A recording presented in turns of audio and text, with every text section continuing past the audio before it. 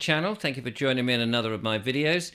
So, are you somebody who has suffered from taking a certain medical intervention at some point in your life, particularly say 2021, in which you were duped by the persuasion of mainstream media, the government and other people that if you didn't take this thing, that you would be in great peril of passing on a certain airborne something or other to people and causing perhaps their demise or their illness, or indeed your own illness if you didn't take it, and your life would be shortened as a result of it. You could end up in hospital on I nearly said an incubator then, but I didn't mean an incubator. I meant one of those oxygen things that proved not to be very good. If you did, then who is responsible for it? Is it the government? Is it the people who made it, the pharmaceutical companies? Or is it you? Is it your own fault for agreeing to take this substance and causing problems to your health? Or is it those who were actually medically trained to know otherwise? Because doctors may well be in the firing line. Have a look at this. This is from the European Court of Justice, who says that doctors will be solely responsible for the consequences of these injections. And that will be fascinating. I'll leave the link in the description so you can have a look at it. Doctors are responsible, liable for COVID vaccine harms, it says. Doctors, it says here, could have refused to administer them. And that is a very interesting point, because doctors ought really have given a lot more thought to, I would have said, to saying, hang on a minute, what is the benefit of this? But let's see what this says.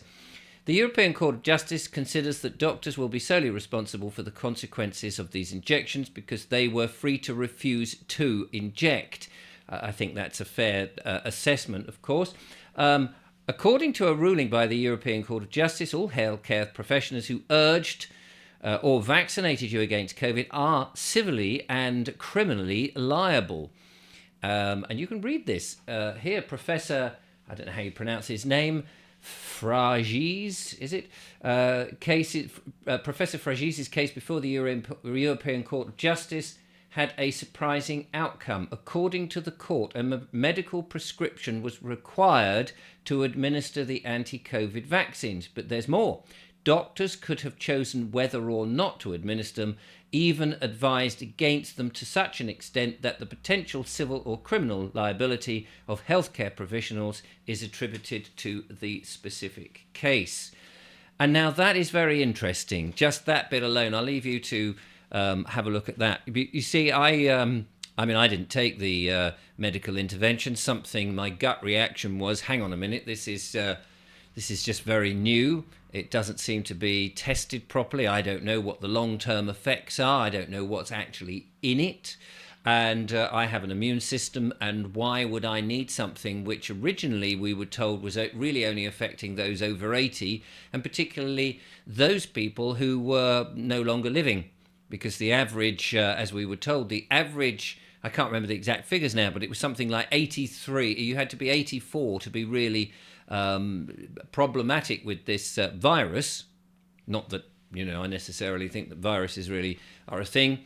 And the average lifespan was something like 83, if I remember correctly. There's so much information out there now that it's hard to retain it all in one's head. But I'm sure a lot of people remember that, and will remember old Chris Whitty, standing there one day 5 years ago saying, or 4 years ago, whenever it was, saying, actually, don't panic, this will only affect people. Well, it was 5 years ago, wasn't it? Because this was at the time when, 5 years ago, more or less now, when he was saying, it's only going to affect people over 80. Then the next day, the script was changed, wasn't it? And it was like, no, everyone's going to be affected, and you're all going to die in a horrible, miserable death if you don't actually do something, or words to that effect, I'm paraphrasing.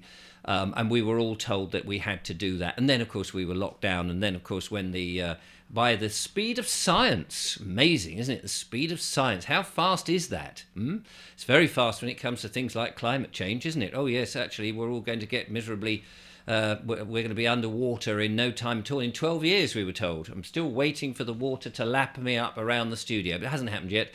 As is many of these nonsense that we're being told. by mainstream media. I mean, if you haven't thrown your television away now, there's really no hope for you. But anyway, the point is, I do remember my daughter, my lovely daughter, being forced into taking this by her employer. He was mandated to say, well, I can't employ you if you if you don't take the jab. So she sat there and she asked the chap, she told me, she asked the bloke who was about to inject, she says, A, do I really need it? B, what's in it? And I'm not very happy about this. And he said, well, you've got to have it. And he just immediately shoved it in her. There was no prescription. There was no consent. She was forced to have it, as many people were. Many people were forced to have it through their job. Now, the people who are administering this, the doctors, at the end of the day, whose surgery was there to sort of have these nurses lined up to do it, they really should have been questioning, because many of their colleagues, I remember the Great Barrington Declaration, were saying, hold on a minute, let's not just give this to everybody. There's likely to be a different way that we can do this. We could separate those people who are vulnerable and not lock down everybody else. But no, everybody had to be locked down. And many people were saying, I'm not sure that this is a good idea. And we remember, of course, Andrew Bridgen stood up and made his case several times in the House of Commons about the harms that were coming from this inoculation program. And doctors should have been thinking about this a lot more clearly, but they weren't. There was a money incentive behind this, as far as I understand. It wasn't just, oh, this is good for the nation, but they were being pressured and incentivized to have it. So our doctors, now there's going to be a lot of people who say, well, but my doctor is a very lovely man, and he may well be, but should he have been thinking, or her, been thinking about the rights and wrongs? There was a lot of discussion being put out there. There was a lot of misinformation going out there as well. But should people have been giving these injections to people if the true facts were not known and the tests were not 100% safe? We were told by the government that it was safe and effective, but we're now seeing that it isn't. And still these boosters and various other versions of this same drug is being administered. Should doctors be thinking twice? It's too late now to sort of stop those people who've had it, but should there be recompense? Should there be a trial for those doctors who have suddenly realised that actually maybe they should have taken a second thought about this? Did they not have an oath, the Hippocratic Oath, to do no harm? And were they aware of it? Should they have questioned what they were administering? And if any such situation ever rose again, which would be in some ways, I suppose, doubtful, because with all the information about this particular medical intervention, who would possibly line up to have something else? And we know there's a lot of people who may well have been affected. There are a lot of different theories about what is in this solution that's been put into people's bodies. Some people say it's some sort of nanotechnology. Some people say it's a snake venom. Some people have already had severe problems with it and were really ill-advised to take it. And the bottom line is that doctors, who are there, the first port of call between patient and themselves, should have perhaps thought very seriously about what it is, the substance they put into another individual. And so, is this a true situation? What do you think? I'd be interested in your thoughts. Are doctors, or are they becoming the scapegoats? That's the other side of the coin, is that they may argue that we were so badly pressured. Yes, there was a financial incentive, but we were so pressured by government that we were threatened. I don't know. Were they threatened to have their license to practice taken away from them? Perhaps they were. I'd be interested to hear from doctors who were put under such pressure. And where should this go? Is this an unfair ruling?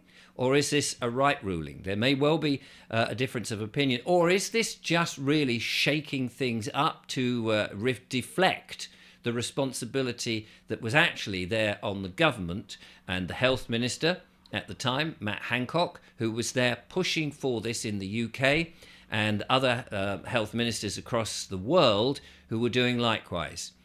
Was it a sensible policy? We've never seen anything like it before. We've never reacted in this way before. and perhaps we were cajoled by the powers that be. And maybe the doctors, as I say, are those who are being blamed for something that actually they found an impossible situation to wriggle out of. Or were they just duped like the rest of the people to take and administer something? It will be interesting to find out where this goes, but it is a frightening development either way. Who do you hold responsible for this atrocious atrocity? I'd be interested. Of course, leave your comments in there. Thank you very much. In the meantime, I hope you are well, and I hope you remain well. And don't forget, there are various remedies out there. Do a search for various things that if you are having these harms that you can do, or if you're worried about it, there are things out there. Perhaps the doctors and the medical profession is not the best place to go searching for this. This is not advice. This is not medical advice whatsoever, but there does seem to be a number of remedies out there that you can use to help you. So do take care, look after yourself, and thank you very much for watching.